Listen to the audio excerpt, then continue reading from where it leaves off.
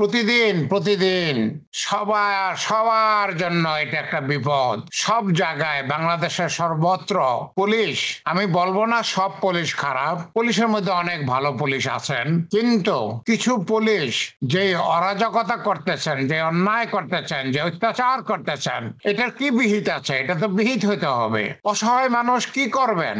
অসহায় মানুষ কি করবেন? পুলিশের হাতে অস্ত্র আছে, মামলা দেওয়ার ক্ষমতা আছে, আপনাকে আমাকে ধরে নিয়ে যেয়ে ফোনও করে ফেলতে পারে। আর টাকা নেওয়াটা খুব সহজ, টাকা দাও, তা নাহলে ভুয়া মামলা দিয়ে তোমাকে চালান করে দেব।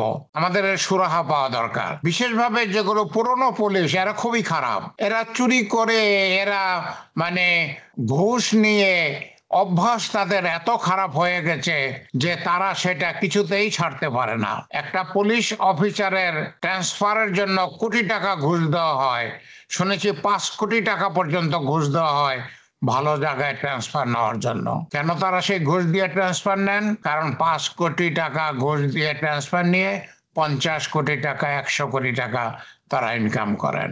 এইভাবে বাংলাদেশ চলতে পারে না, এইভাবে বাংলাদেশ চলতে পারে না। 53 বছর যাবৎ চলেছে, আর চলতে পারে না। এর কিছু ব্যবস্থা নেওয়া দরকার। আমি বাংলাদেশ সরকারের কাছে অনুরোধ করি, আপনারা দয়া করে এই পুরানো পুলিশ আর পুরানো পুলিশ অফিসার সবগুলোকে লাথি মেরে বের করে দেন এবং সজ্জন পুলিশ নিয়োগ করেন, পুলিশ অফিসার নিয়োগ করেন। আমি বলবো, জুলাই আগস্টের যেই ছাত্র শ্রমিক জনতা যারা দেশের জন্য জীবন দিতে গিয়েছিল, তারা অবশ্যই মানুষের এরকম ক্ষতি করবে না।